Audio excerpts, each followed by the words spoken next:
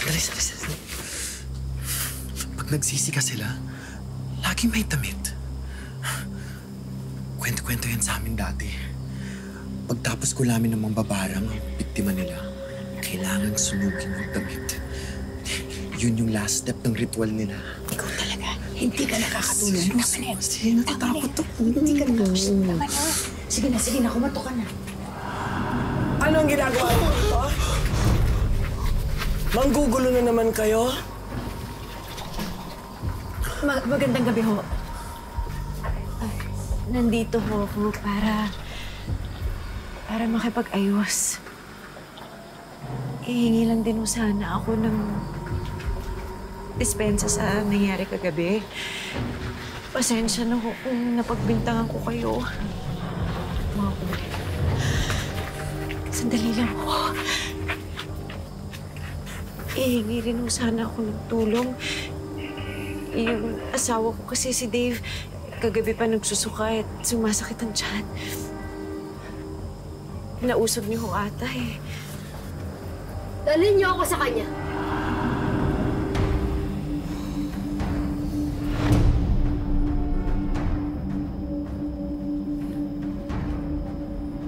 Kumusta ka na, Eduardo?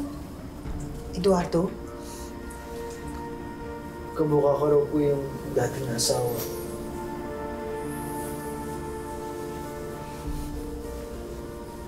Tanggalin mo na ang damit mo, Eduardo. Kailangan niyo ba talaga maghubad? Hayaan mo na lang para gumaling asawa mo. Sige na.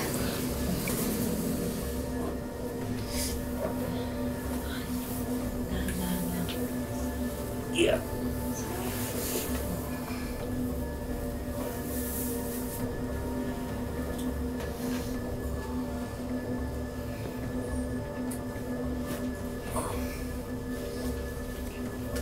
Ano pong gagawin? Malapit ka. Tatayo po.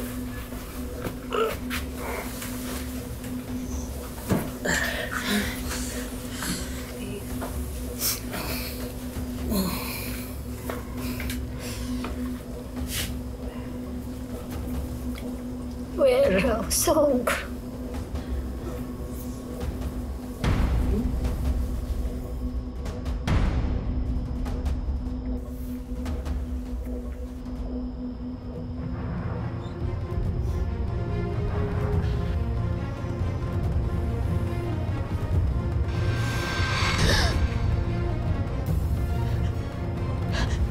Lai? Lai? Nay? Nay! Di, bakit? Ay! Lay! Lay! Anong nangyari? Lay! Ako. Lay! Lay, anak! Lay! Lay! Lay! Lay, anak! Lay! Lay! Dave, ano nangyari? Nagising kami. Biglang ganyan. Dalian mo! Tay, tulong! Sandali lang, ha? Tulong! Sandali lang.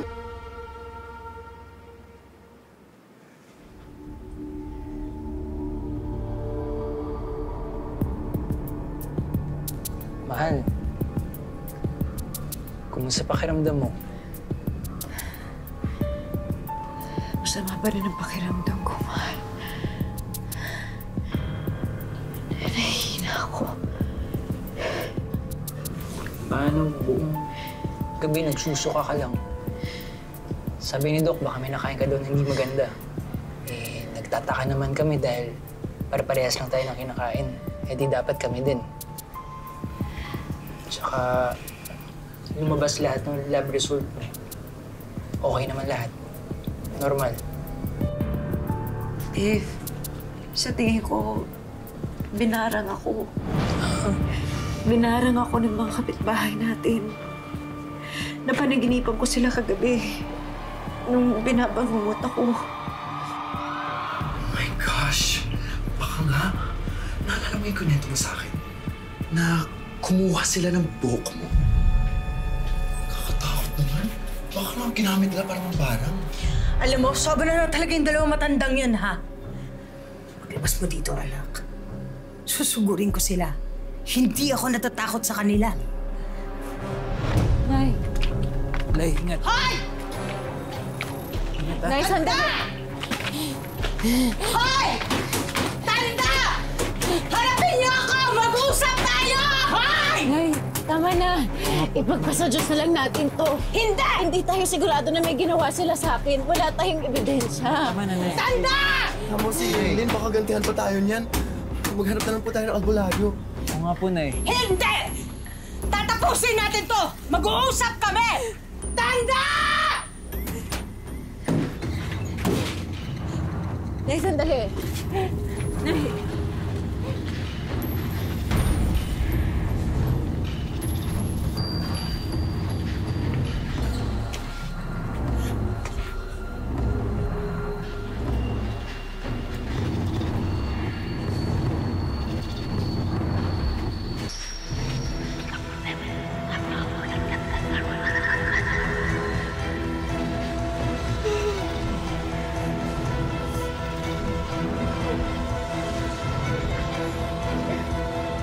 Hanggang ngayon, uso pa rin sa ating mga Pinoy ang konsepto ng usog. Pero totoo nga kaya ito? Totoo kayang nausog si Lailin at ang kanyang pamilya? O biktima lang ba sila ng haka-haka? Ano pa po yung naranasan ninyo? Nausog ba kayo? Yung hating gabi, doon sa asawa ko po, namimilitit po talaga siya. Pinumagahan, sakit ng tiyan ko. Pero ma'am ako, hindi ako mapakali kanina pa eh. Kasi meron akong nararamdaman. Parang may kasama po kayo eh. Parang kakaiba.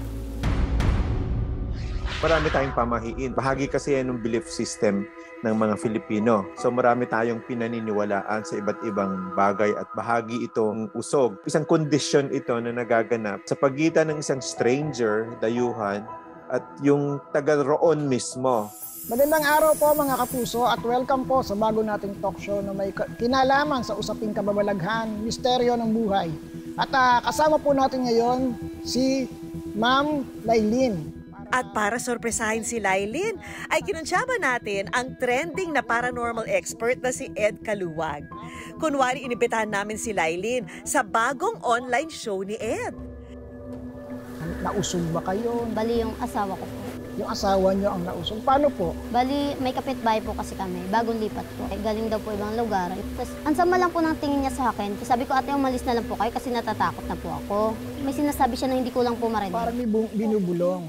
Pero ma'am ako, hindi ako mapakali kanina pa eh. Kasi meron akong nararamdaman. Parang may kasama po kayo eh. Parang kakaiba. Siguro ma'am out muna tayo dito. Para hindi lang makasunod kasi ang lakas po eh. Aba, mukhang napaniwala ni Ed si Lailin na nasa online show talaga siya.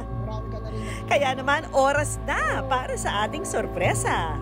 Ito ba, nakita ba ng third eye mo to? Ha? Na ikaw ay nasa wish ko lang. Wish ko lang, pangarap mo ay makamit. Wish ko lang, pag-ibig sana ay manaig. At ang una nating regalo kay Lailin, isang sari-sari store business. Kasama na rin dyan ang bigas sa negosyo package at grocery items, leche flan negosyo package at home cleaning essentials. Masaya po. May pang-ano na po ako, pang-negosyo po. Para makaipon po ako. Hindi pwedeng mawala ang Wish Ko Lang Savings, tulong pinansyal mula sa aming programa. But wait, there's more! Meron din tayong mga regalo para sa anak ni Lailin. Binigyan din natin ang anak ni Lailin ng crib, baby toiletry essentials, at para sa kanilang bahay, binigyan din natin si Lailin ng sofa at stand fan. Para matulungan sina Lailin, inilapit namin ang kaso nila sa isang medical expert. Pwede nating itong i-attribute doon sa distress. Kapag nagkaroon ng distress or kapag nagkaroon ng imbalance, isa sa mga sintomas na maaaring makita natin yung pagkakaroon ng lagnat, no?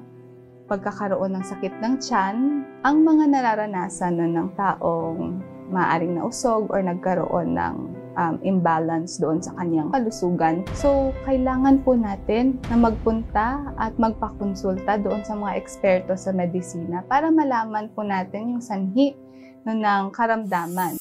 Hi, Lailin! Welcome sa Wish Ko Lang. Sige, sige. Kamusta ka na? Okay lang naman. Happy ka? Sobra po. Gusto ko po umiyak. Kasi nalalamig po talaga ako.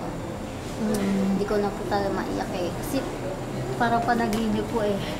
Di ba sinabi mo kanina na kailangan mo ng tulong pinansyal para sa anak mong may asthma? Ito ang regalo namin para sa iyo. Medical assistance mula sa Wish Ko Lang. Thank you. Sana makatulong sa anak niyo. Thank you. Para naman sa inyong sari-sari store, ito, meron tayong Wish Ko Lang financial assistance para makatulong ito sa panghanap buhay niyo. Thank you po. Marami sa atin ay takot sa usog. Isang paniniwala na minanapan natin sa ating mga ninuno. Pero para kay Lailin, walang kababalaghan o pagsubok ang makakasira sa mga pangarap niya para sa kanyang pamilya.